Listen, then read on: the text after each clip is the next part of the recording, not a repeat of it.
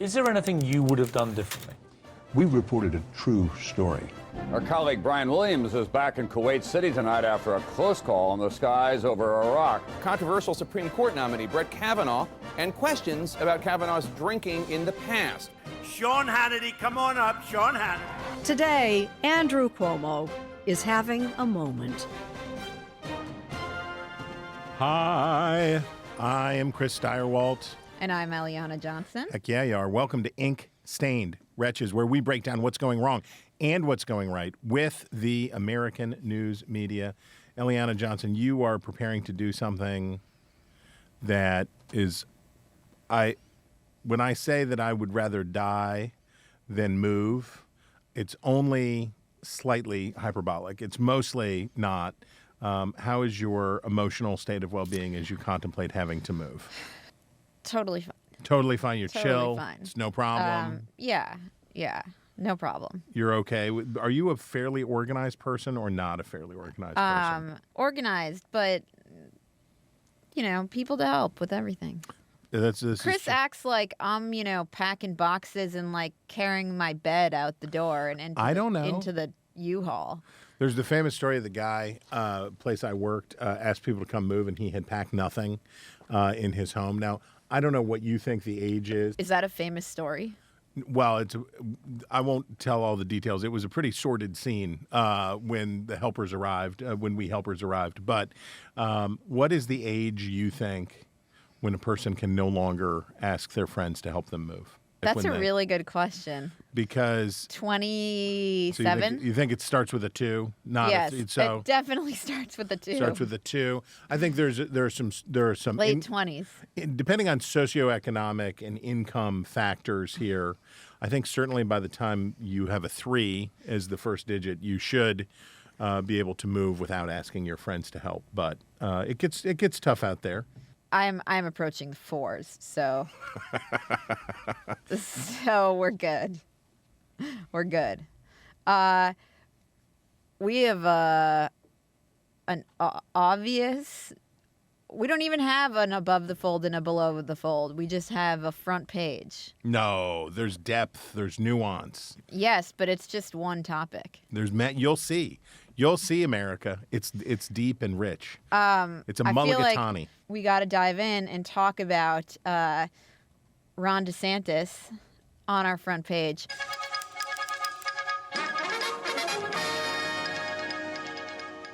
His presidential launch, which had major media angles, in that he wanted to and kind of did an audio-only launch on Twitter in a Twitter space, which I wasn't totally familiar with, which says a lot. I mean, maybe it's a reflection on me, but I don't really think it is, that I didn't really know what a Twitter space was. Well, let's take a listen to what it sounded like when Ron DeSantis... Yes, this was the launch.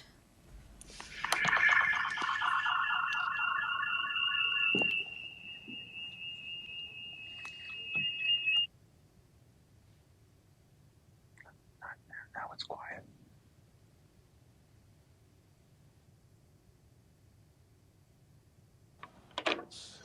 All right. Good afternoon, good evening, or good morning, everyone, depending on wherever in the world you're joining us from. I'm broadcasting live from Twitter headquarters. It's David Sachs here. Elon is sitting next to me, and we want to welcome you to this historic Twitter Spaces event, and more broadly, a first in the history of social media. Okay, so suboptimal. We would describe that as a suboptimal way to get going. Well, all right. So I was skeptical, and I had a few people yesterday saying, I actually think this is really interesting. 2 people cited to me the Harvard-Harris poll. Oh, my gosh. The terrible Harvard-Harris poll. That said Elon Musk is actually the most popular person in America. And was this Mark Penn? Was it actually Mark Penn who said this to you? No, but I had people saying that this is an interesting idea. So I think that the interesting part of the idea was, I'm going to give both sides, okay? The interesting part of the idea was the attempt to elbow Fox News out of like being the go-to spot. Right. And I thought it was interesting that and DeSantis did last that. week we talked about DeSantis going on Newsmax and trashing Fox for firing Tucker Carlson. So this certainly is of a piece with that.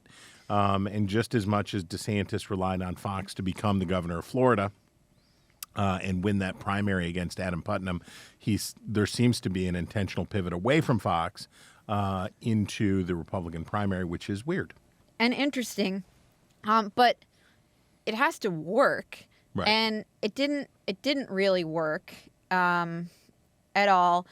However, there was another aspect to it that I think if he had gotten on,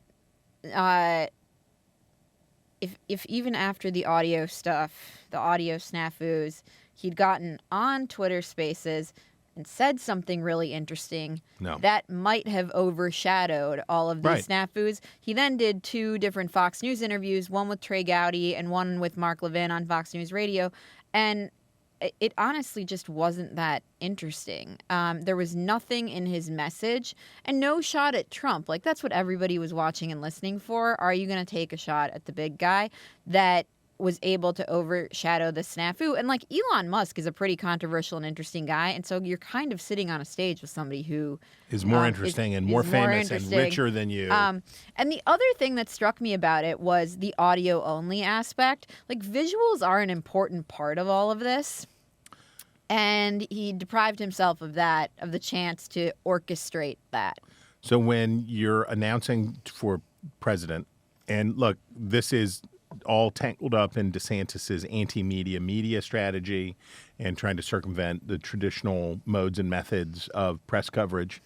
But when you do a presidential announcement, what you want to do is look like the president, right? The goal is that you cast yourself in such a way, very famously, Reagan at the Statue of Liberty is a very famous one, or George Bush in 2000 standing in front of a tractor, like in rolled up shirt sleeves.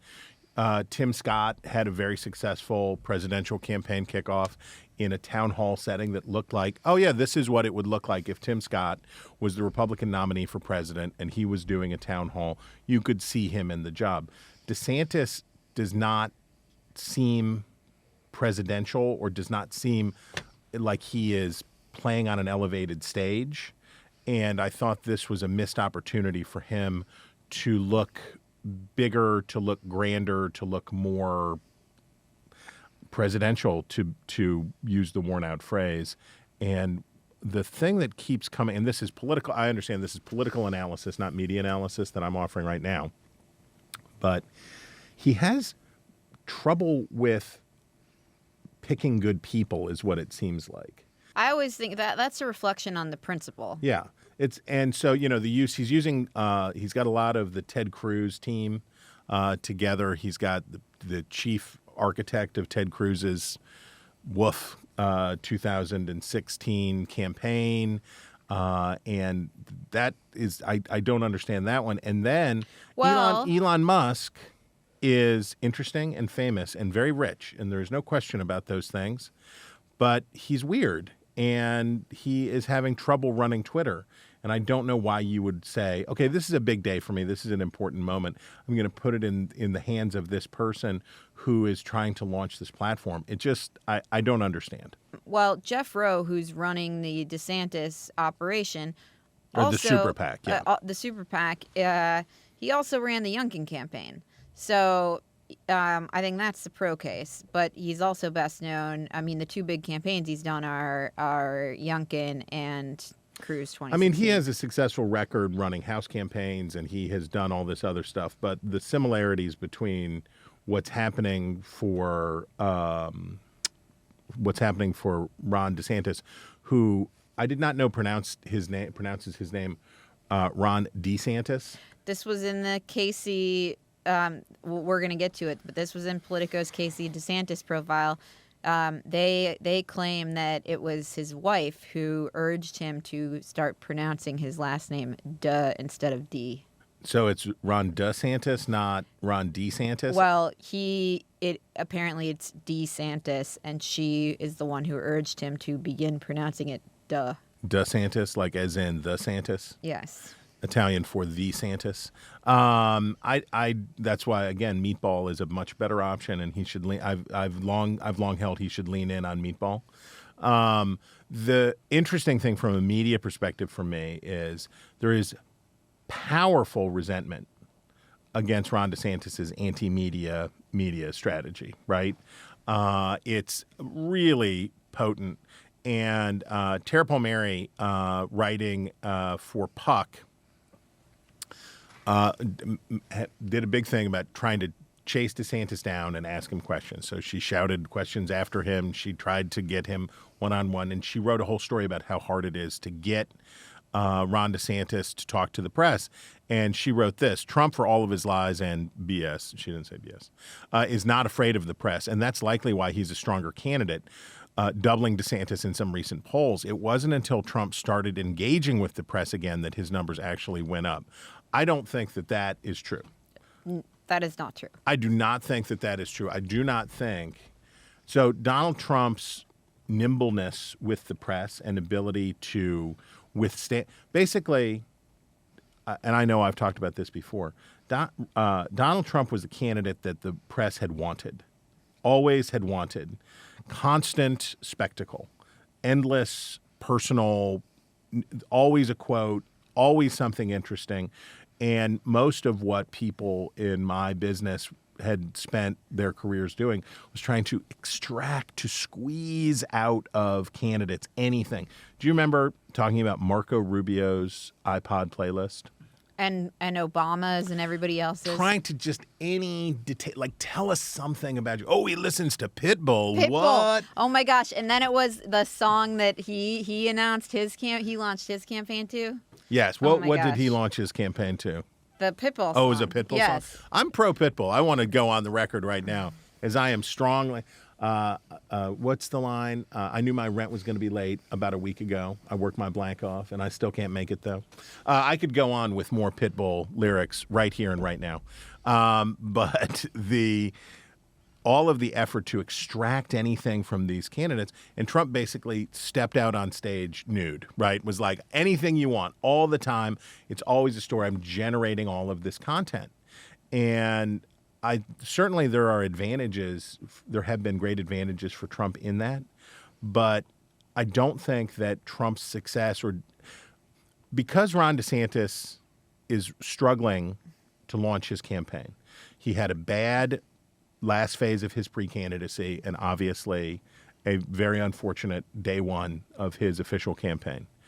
And there are certainly questions about his anti-press strategy, but have you ever seen, like, on social media, people will post a story that says, shark attacks are actually dramatically less likely than, falling down the stairs or whatever. And somebody will say, did a shark write this? And that's how pieces like this about... I was going to say, it captures the, navel gazing right. and self-involvement. Exactly. Do you know what local reporter, Ron DeSantis needs to spend more time sucking up to local reporters. Yeah. And there's truth in it. I'm not saying it's not true, but DeSantis would be, as he just demonstrated, in whatever setting would be awkward. Now he has an extra problem, which is the vendetta of the press against him, and by antagonizing for a long time, and now it's their turn to light him on fire and torch him, which, interestingly, may help him with the Republican primary voters may determine if the piling on Ron DeSantis in the press goes on long enough that they like him better. There could be a Palin effect.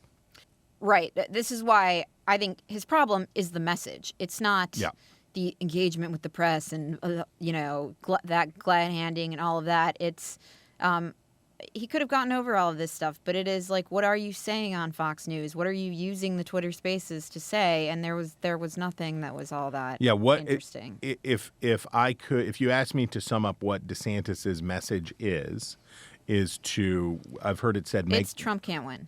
Trump can't win, and make America Florida. And I mean, I'm pro. I like Florida.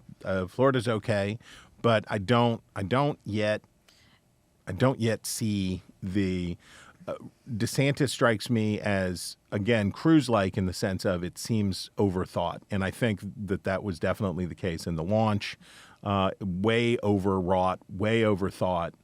Just get a flag, find a tractor or something, find a place to have your announcement and do your announcement. The world will little note nor long remember. But what about Tim Scott? Oh, and by the way, I want to apologize for the headline on our so I'm going to put a parental warning ahead of the following segment. I heard from an avid listener that the title on last week's episode that compared veganism to polyamory was dubious for family consumption. So I want to apologize here and tell you now that we're going to talk about Tim Scott and ladies. So be prepared. I have a counterintuitive take on this. So Hit me. why don't you give your take? Say the wrong thing and then you'll give the right thing. No. Yeah, but give your take, which I totally understand, and then I'm going to give my counterintuitive take. My take is that the rotten political press obsessing over Tim Scott's sex life is disgusting. It is beneath. Look, if Tim Scott were saying, look at my great family, well, let's meet the family. Let's talk about the family. Let's whatever. But Tim Scott's not talking about that. That's not part of his message.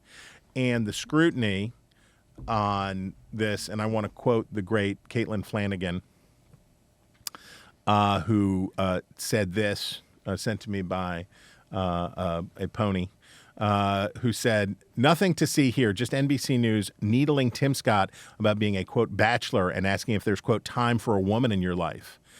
These people have no principles, and it's only just begun.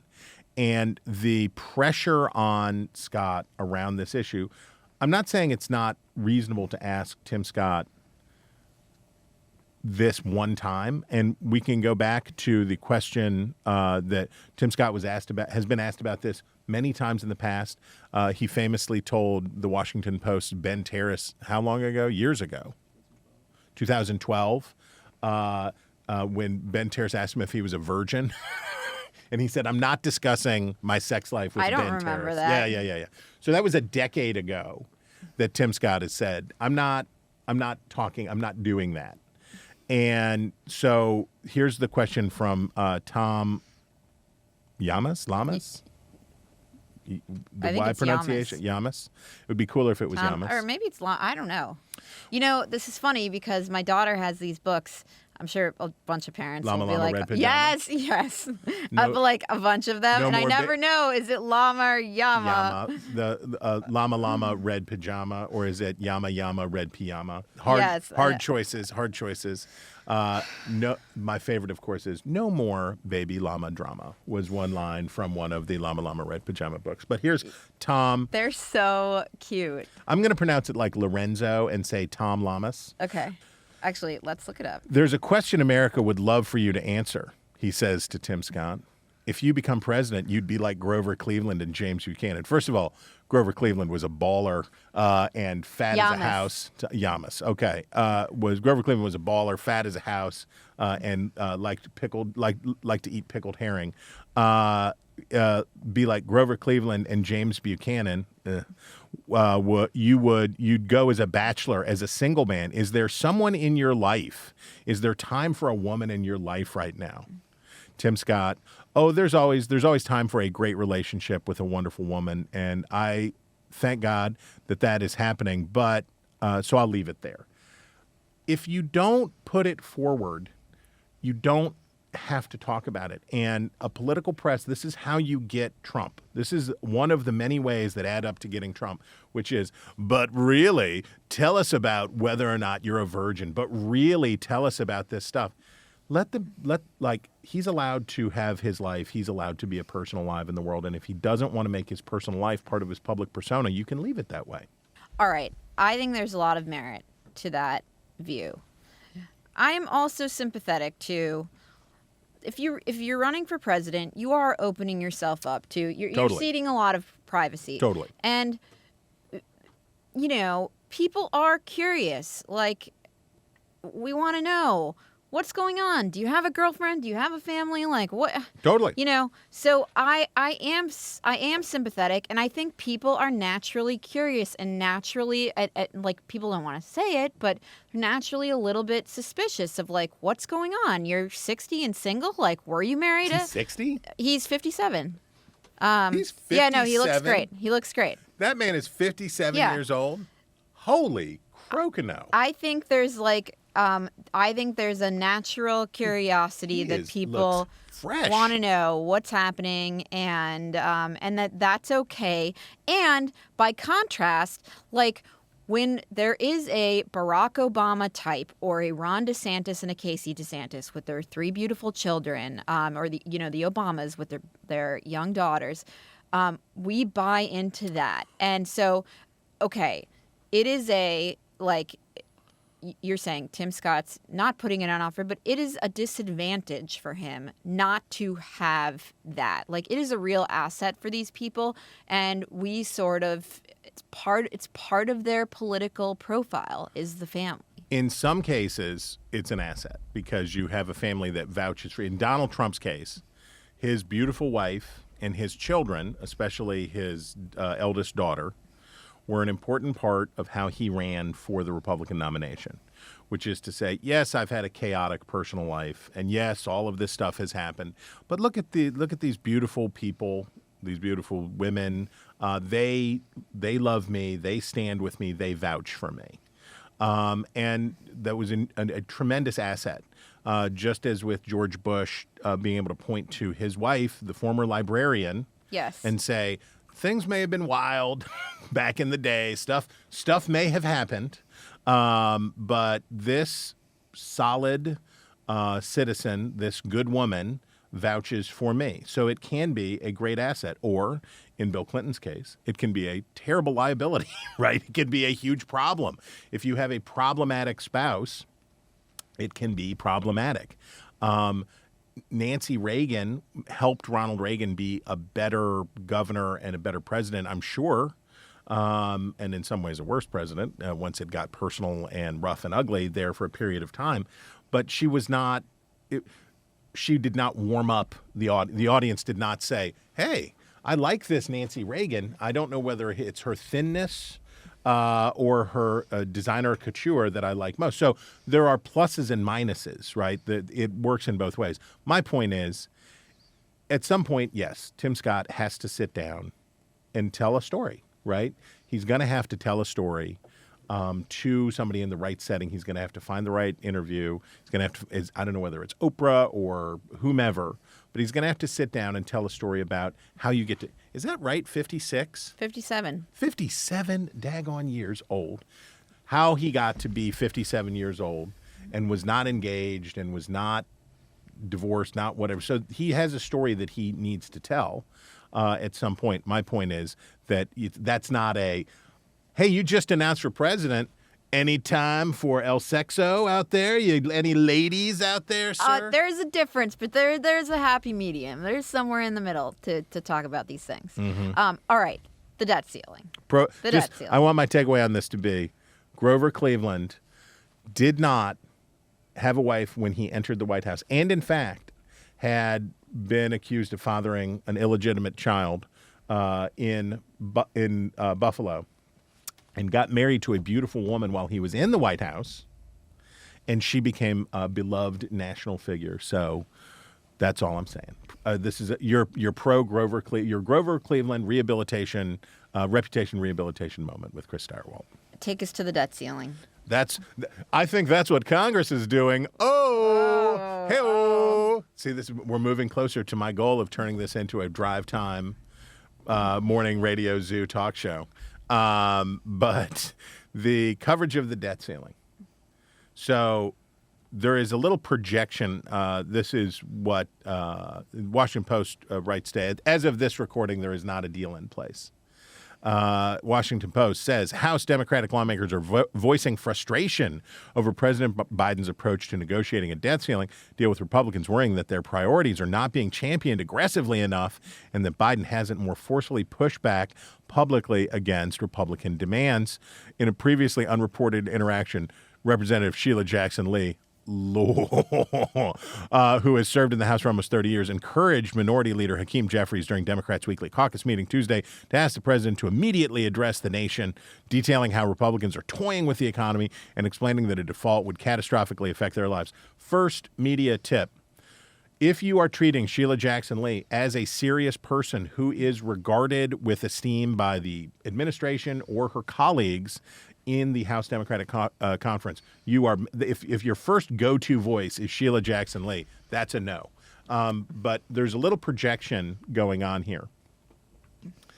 The coverage, Biden's mishandling of this negotiation, so there's the real negotiation, there's a public negotiation, which are two different things. And the Democrats, Biden won a lot of plaudits from the media and from Democrats in Congress for, I'm not going to negotiate. We're not negotiating. We are not negotiating. We are not negotiating. And then once Republicans passed anything through the House, which clearly Biden did not think that they would be able to do, once that happened, the we will not negotiate became inoperable. That was not you cannot say we're not going to negotiate when there's a bill passed out of the House, because now it's over to you, United States Senate, and the Senate can't pass anything. So Biden wasted, I don't know, a week, 2 weeks of, we were like, okay, you're not negotiating, but what are you doing? So the press gave Biden plaudits for being tough and not negotiating, not understanding that the situation had materially changed. Harumph. Okay. That's what you get about the debt ceiling. Should we move on to our Fox News? Grover Cleveland and the debt ceiling. Should we move on to our Fox News bouquet? Bring it on. Okay. Bring it on. Who knew that per the Heritage Foundation's Daily Signal, Fox News was in reality a woke corporation? And this is Chris was so exercised about this report. It's very upset. I'm very upset. Who knew? This is more in the Ron DeSantis. This is more in the Ron D space. So this is the Heritage Foundation comes out with this blistering article. Fox News employees are allowed to use bathrooms that align with their gender identity rather than their biological sex. Do you think there are a lot of transgender employees and at permitted Fox to News? dress in alignment with their preferred gender? Can you imagine that Fox News does not tell people that they have to check their genitalia before determining whether the attire that they're wearing is that a men's T-shirt or a women's T-shirt? That scoop neck's pretty scooped there, sir. You had better find a tighter crew neck before you put that on. They must also be addressed by their preferred name and pronouns in the workplace. I mean, how dare you? And so a source who still works at Fox told the Daily Signal, which is the Heritage Foundation's thing, that after Carlson's show was canceled in April, producers for the new 8 p.m. Fox News Tonight program were told not to bash Mulvaney, the Bud Light, the whole thing. The transgender activist who was featured in the Bud Light commercial. That directive came from high-level executives, the source says. Or perhaps the person was told, the story's played out. We're not going to do it anymore. The desire to move. I have news for Ron DeSantis. I have news for the Heritage Foundation. I have news for others. The desire to move on from Fox News. Don't be so hasty. Do not be so hasty. And obviously, what the idea that News Corp, a multinational, multi-billion-dollar enterprise, has an HR department, and the HR department does not require people to show their birth certificates to match to their please wear a simple smocked dress before you come in. We're going to check everything out. So that is this is a I love this. This is excellent. The Daily News piece. I had not seen this last part. He says Carlson's team also fought to be able to host the Daily Wire's Matt Walsh on trans issues, the producer said, but the team was repeatedly met with resistance from Fox due to Walsh's frank condemnation of transgender ideology. This may have been due in part to Fox's view of the Daily Wire as a competitor, the former producer suggested. Sure. That's probably it. That's probably it, that they're afraid of you, and that's why they wouldn't let you come. That's why you were trying to get on their show, is that they're super afraid of you, and that's probably what happened. Well, It's their pro-trans stance. I do believe that they would have not wanted Matt Walsh on Fox because they view the Daily Wire as a competitor. I mean, to some degree. I would also imagine that I don't know what they're doing in that hour, and they still don't know what they're doing in that hour, but I'm also open to the possibility that whoever was hosting or however they were doing the show didn't want to talk about trans issues as much as Tucker Carlson wanted to talk about trans issues. Okay. In other news related to the wokeness of Fox News, they issued a correction. That's weak. Who's out there correcting their journalism, surrendering to the woke mob? No, I kid. This is Mediaite headline: Fox News show Outnumbered, or as I like to call it, out hashtag, finally issues brief correction to, quote, migrants booting veterans story. And the story, which was first reported by the New York Post, said falsely that a group of homeless veterans were evicted from upstate New York hostels to make room for migrants bust up from the U.S.-Mexico border, Title 42, blah, blah, blah, blah, blah.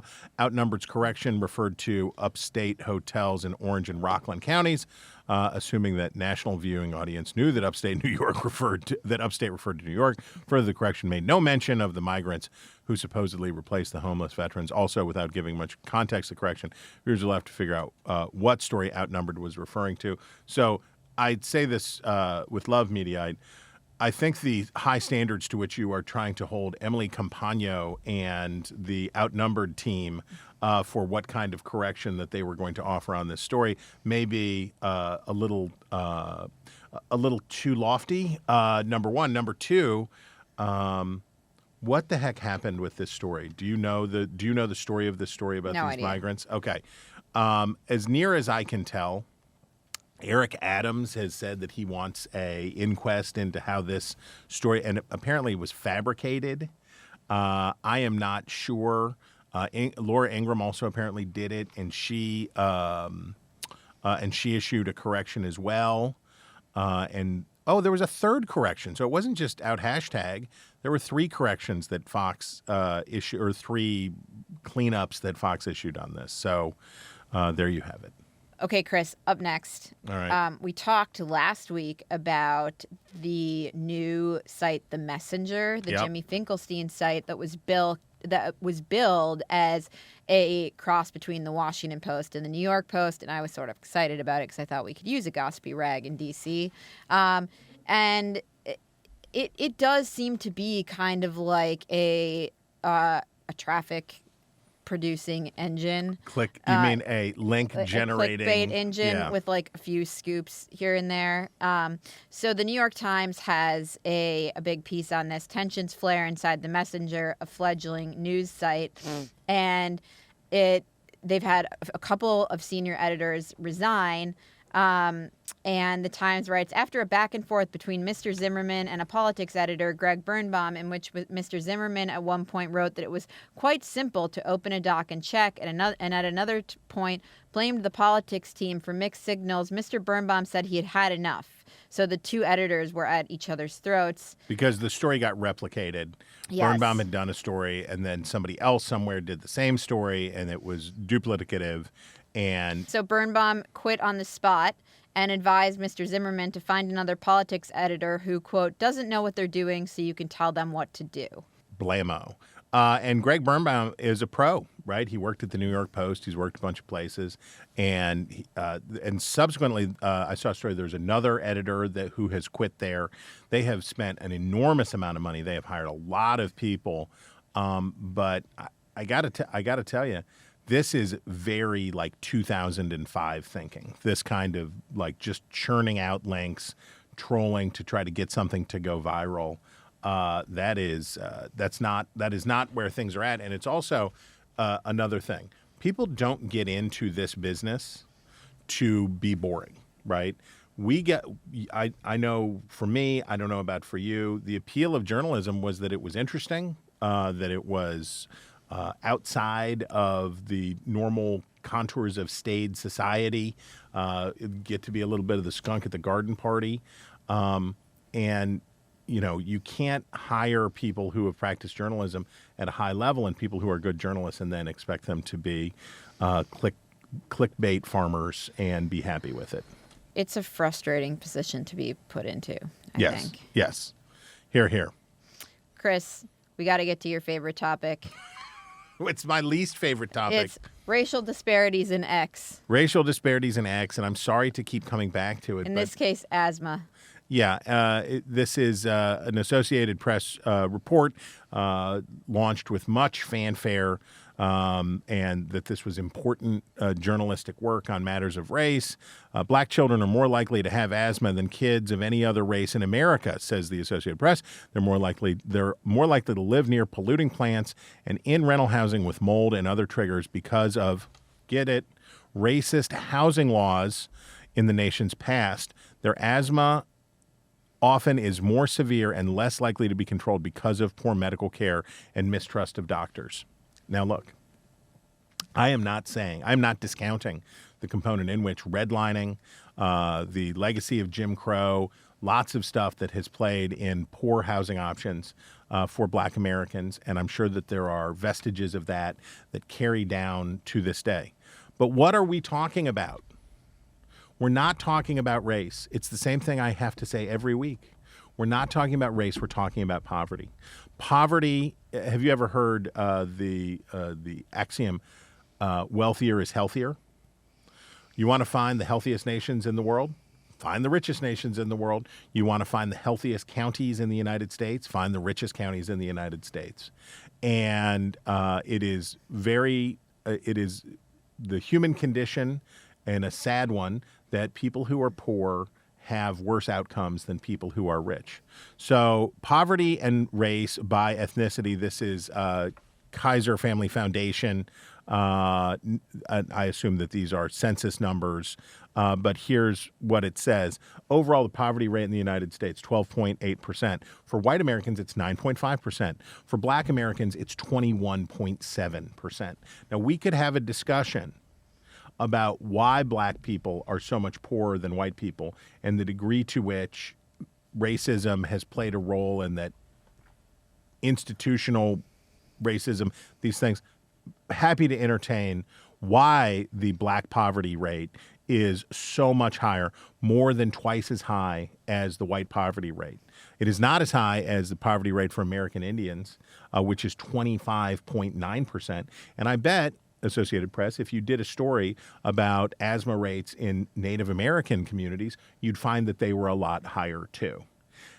Race, I'm not saying race is not a component in why poverty rates in these groups is substantially higher, but it's the poverty that's making the kids sick. It's not racism. It's not that white people are say, well, make sure the Black kids get asthma. What's happening is poverty makes people sick. And this happens for I bet if you looked at the 9.5% of white Americans who are impoverished, you would find much higher asthma rates in them too. This is divisive. This is the wrong way to talk about these issues, and it invites people, it infantilizes minority groups, and it fails to recognize how the answer to many of these questions is better income, healthier communities, and that's what works, not pandering, paternalistic, race-obsessed media coverage. Chris. Harumph, harumph, harumph. Chris, we're almost at the style section. But first, don't you want to talk about baseball coverage?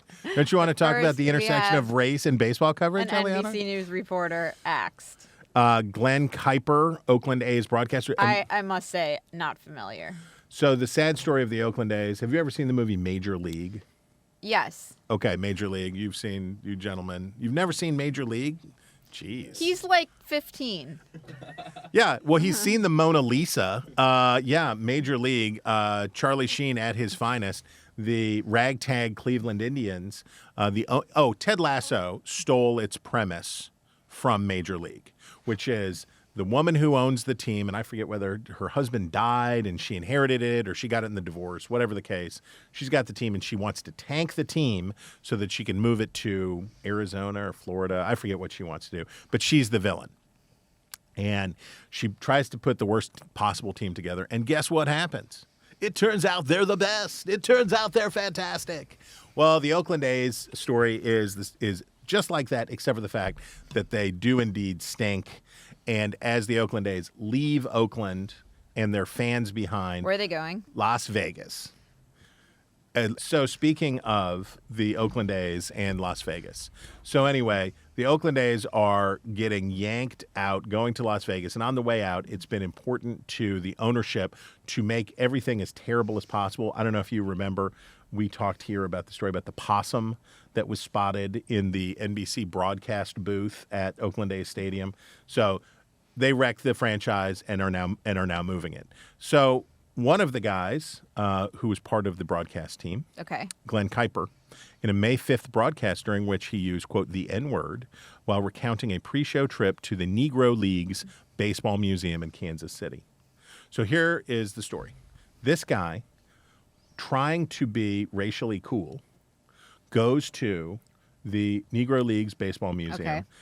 spends the afternoon there in immersing himself in the story of Satchel Paige and the greats of all of this stuff, and then recounting that on the pre-show broadcast, slipped and said, not Negro. And he got fired for it. He got fired for it over the objections of the people at the Negro League's museum. He got fired for it over the objections of black players on the Oakland A's. He got fired for it over all of those objections, and NBC Sports still said, you're out. We got to get rid of this guy who had been with them for decades. He had spent like 20 years doing this, and they fired him for this.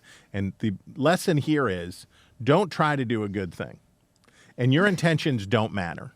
What you should do is just avoid all of this at all costs. And the lesson to broadcasters who don't try to do a good thing, because if you do and you make a mistake, you'll get fired too.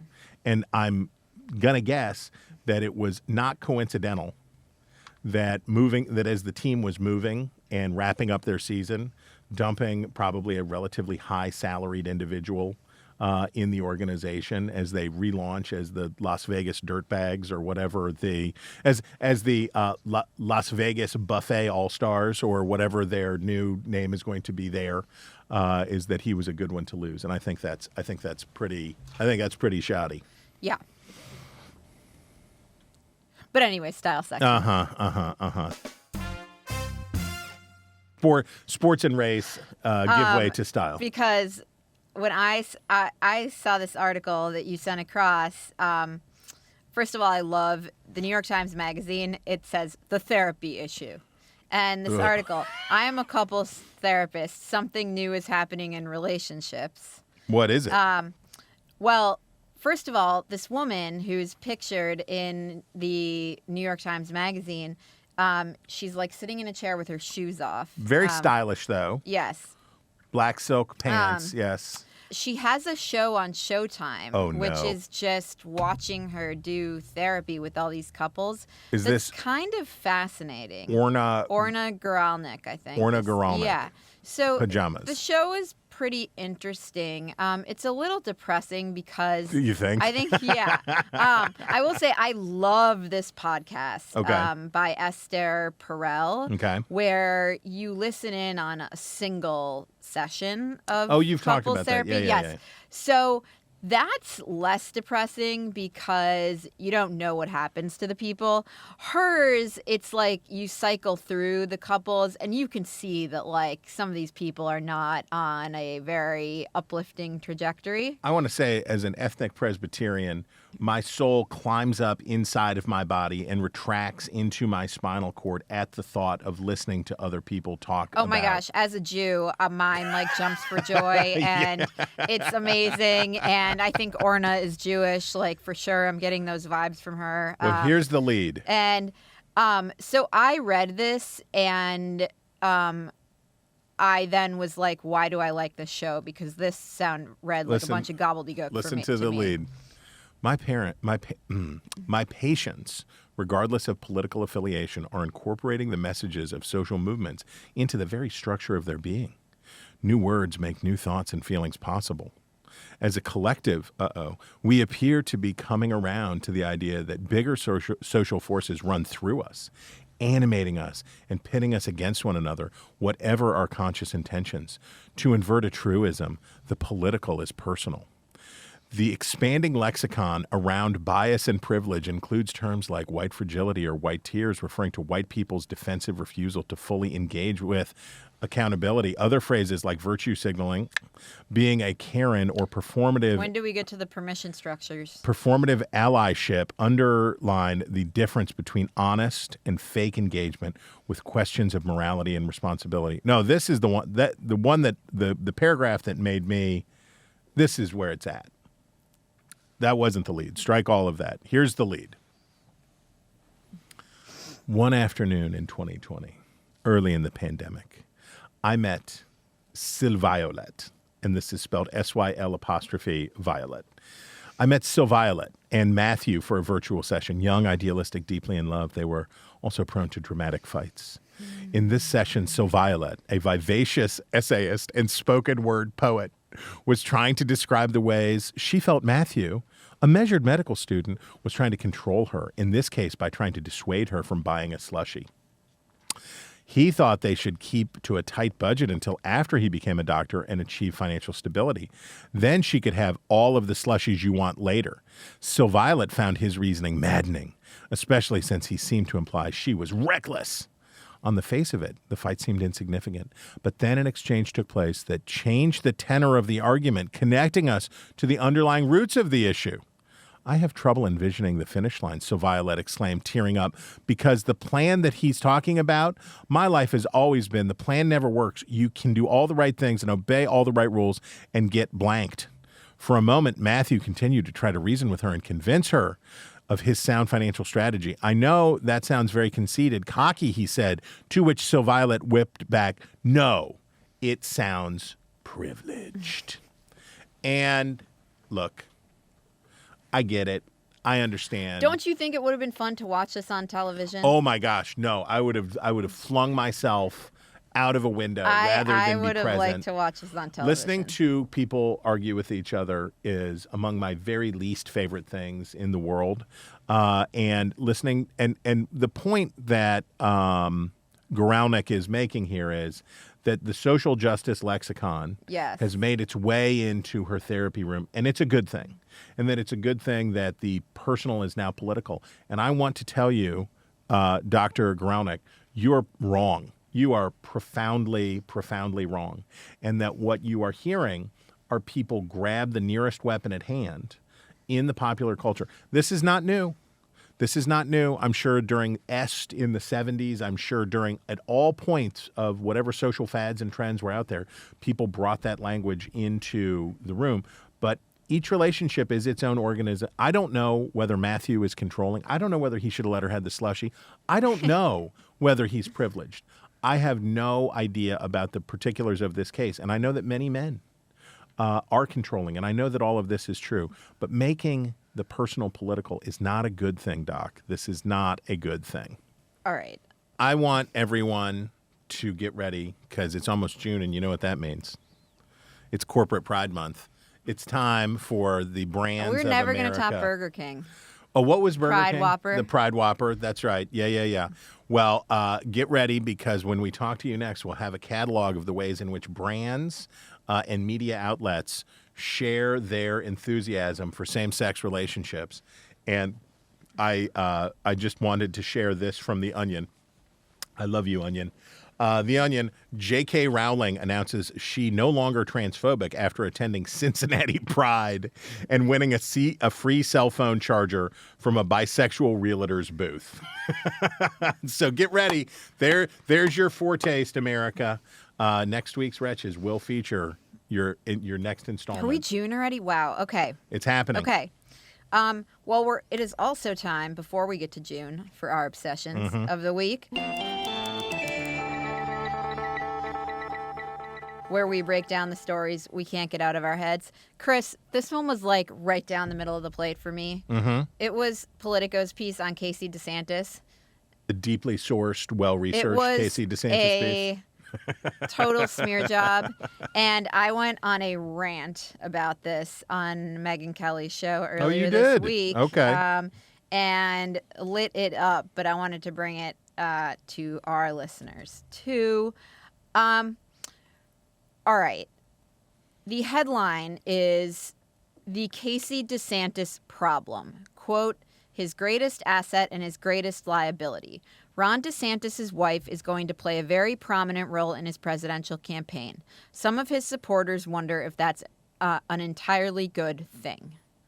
And I'm going to quote from the article now, and I want listeners to think about whether a Democratic spouse, a powerful woman who plays a big role in her husband's career, would be written about this way without the reporter adding context that these tropes are sexist. Yeah. Okay? Or So- including this quote from Roger freaking okay. Stone. Okay, so for nearly as long, too, though, others who have worked with her, and this is Casey DeSantis, or around her, have nodded more quietly to the downsides of the starring part that she plays. She is and always has been by far his most important advisor. Dun, dun, dun. Dun, dun, dun. They say, because she is hesitant to cede that space to nearly anybody else, okay? She's a boss bee. And we can't be having that if she's, a Republican. The DeSantis inner circle is too small and remains so, they say, not only because he constitutionally doesn't trust people, but because she doesn't either. Especially forthright are the people who are granted anonymity on account of their fear of retribution, given their power. Not just his, but hers. Oh, come on. So that is bad. Her power is bad. She's the power behind the throne, a Republican lobbyist told me. The tip of the spear, said a Republican consultant.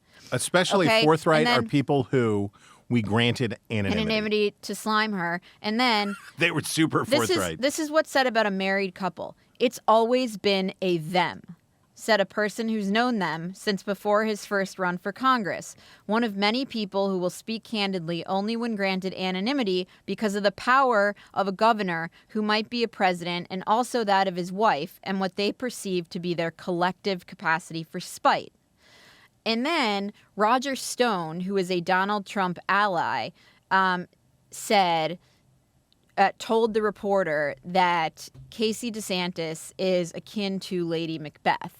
And this is not 2 years after Politico did a piece called The Return of the Lady Macbeth Trope. Is that right? Yes. Nice. And the picture that accompanied the article, which we will link, had, like a Shakespearean collar around Hillary Clinton, Giselle Fetterman, and one other Democratic spouse. And the entire article was about how Oh my this is a gosh. sexist trope. So they are basically allowing Ron DeSantis' primary rivals and their allies to smear Ron DeSantis' wife without contextualizing this as, his rivals are taking aim at his wife by saying these things and using these sexist smears. And, actually, she's pretty smart and capable, and they're obviously threatened by her. They've got to take her down, and these are the things that they're doing to do it. She may be horrible. Right. Nonetheless, they're still taking aim at her. You know who doesn't have a wife? Tim Scott. Yeah, yeah. No Lady Macbeth for Tim Scott. Just saying. We're gonna link the other political piece so you can compare. My obsession is around an interesting new bit of research on what data scientists found about how people consume news and the confirmation. It quantifies the rabbit hole of news and how you go after more of what you like. And we will link to the study, and we'll link to the and we will link to the tweet thread where the data scientist lays out what it is. And related to that is this piece in The Hill, Am I Gay? Related Google searches soar 13,000% in 19 years. analysis. Thanks, analysis. And the Cultural Currents Institute released an analysis that explored Google searches from 2004 to this month and included searches for questions such as am I gay, am I lesbian, am I trans, and how to come out, as well as searches for non-binary, which is a word that, by the way, prior to 2004, I don't think anyone had heard of. The new analysis found searches for these phrases jumped by more than 13,000% during the period. It's an unanchored statistic. Maybe tell us what the number was to another. But the point being, if you are not a good news consumer, if you are going about your business on the internet, not understanding what the internet wants you to do, what the internet wants you to do is the same thing television wants you to do. They want you to stay, right? They want you to stay. So what are they going to try to give you? The same thing television tries to give you. More of what you like, right? Just tell us what you like and we will give you more of it. And you can follow the whole all the way down. You can keep it will draw you deeper in.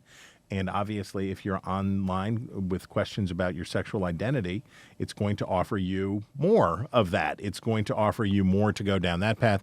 And on the news front, and this is one of the problems for our industry, is it is incumbent on us as journalists to offer people different views of the world.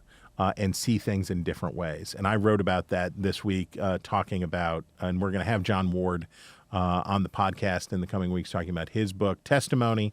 And I talked about this in the context of the death of Tim Keller last week, with the idea that Christians are called to be in the world but not of it. Journalists are called to be the same thing, in the world but not of it, to have a certain amount of remove. And what we're hopefully able to offer our readers, listeners, and viewers is different points of view, that we can bring different points of view to them. But the click model says give people exactly what they want, more of the same thing, and let them follow the tunnel down. And I will just say that this research points to how potent and how powerful that is, and how that leads people to not know their neighbors and not know what's going on in the country. So good. So I'll just be super corny and say, food for thought. It's food for thought. All right. It is now time for my favorite portion of the week, which is reader mail. And we have an awesome letter from Rebecca in Annapolis, Maryland. And Hi, Rebecca. She's writing about the Politico magazine piece about Casey DeSantis. So she writes, from Michael Cruz's Politico Mag hit piece on Casey DeSantis, which I suspect was ghostwritten by Susie Wiles, and she's referring to the Trump ally, Susie Wiles. She says, quote, especially forthright are the people who are granted anonymity on account of their fear of retribution given their power, not just Rebecca. his but hers. Smart. Which we just read from the piece. And she says, you don't say. People who are given anonymity love to spill the tea. Remarkable analysis. Amateur tip. Giving anonymity based on fear of retribution turned your magazine profile into a gossip column. Say word. Love the pod, C&E. Keep up the great work. And then she writes... This is really why you like this letter. Yes. Then she writes, was super excited to try tan looks, but... And what's tan lux? Tan lux is self-tanning drops. Okay. But it's a no for pasty white people who don't wish to resemble a certain former president. I consider myself pasty white. You are not pasty white. Well, it's because I use tan lux. Oh, okay. Well, I guess recommended alternative, Elta MD tinted sunscreen. Okay, I'm going to have to try that. She says beige undertones plus sun damage protection for the win. I do love a tinted sunscreen and normally use that as my day-to-day, so I'm going to have to try that. Rebecca is the perfect Rebecca. letter. You hit all. You gave Eliana. Yes. You gave some fashion and lifestyle. You taught. You were on the same page on that Politico profile. You two should get together and get lattes. Yes, I'm going to have to try that sunscreen. And that brings us to Chris's favorite time of the week, when I am forced to say something nice. But Chris, you lead us by example. I just want to share with you this funny Instagram video from Emmer Pope is the name of the user, and the title is Catching Up on the News. Good morning, Los Angeles. Hope you all are enjoying the sunshine on this Monday, especially because it may be some of our last. Studies conclude that greenhouse gases are pushing the sun farther and farther away from Earth, so say goodbye to bathing suits and fruit. In other news, smallpox is back, but now it's big. And a latest space experiment gone wrong. It seems the spaceship has turned around and is headed back towards us like a missile. Every pediatric nurse in the world was stabbed over the weekend. So, anyway, good one. That's funny. You'll find it and when you subscribe to Hi L Wretches, the link will be there too. All right, Chris, my favorite item of the week, which was hilarious, was this Washington Post article. Think you can land a plane? We put average people to the test. And the Post writes, in March, we published an article about surveys that showed many Americans think they could land a plane if they had to step in for a commercial pilot. And this was funny because we were talking about this before the show, and I said to the three guys sitting in this room with me, who the heck thinks they could land a plane? I would never think that. And all three of these guys said they thought they could. I could do it. I could probably do it. The Post says, pilots and aviation experts were less sanguine, though they didn't outright dismiss the idea. Based on our simulator experiment, no inexperienced traveler should ever volunteer to land a plane in an emergency. I mean, you know. Even with a prodigious amount of guidance, our recruits still cratered. However, if there are no other options, remember these invaluable lessons. Never disengage the autopilot, i.e. don't move the side stick or press the red button. But yeah, I don't think I'd go in there pressing red buttons. Put on the headsets and hold the switch when you speak and take 5 seconds to sip your proverbial tea. I could do it. I feel that and you know why I would do it? That thing would crash, so. Because I wouldn't do anything. I would go in there and hope that the plane basically could land itself and then take credit for it afterward. I would say, yeah, it was me. But you've seen Airplane, right? I don't think so. Oh, my gosh. What I haven't Philistines. seen anything. People, Nate, have you seen Airplane? Jeez Louise. Colin, thank God for you, Colin, that somebody can understand all of my dated cultural references. But Airplane is a great movie. Leslie Nielsen is in it. Oh, I've seen that. Okay, yes. I've seen So that. the autopilot that inflates. Yeah. So I could totally land the plane. Okay. It would be fine. A hospital, what is it? It's a place where they take sick people, but that's not important right now. Because that is all the time we have for the news about the news. If you have a story that you want us to talk about or a tinted sunscreen that you want us to try, email us at wretches@nebulouspodcasts.com and sign up for our newsletter at nebulouspodcasts.com.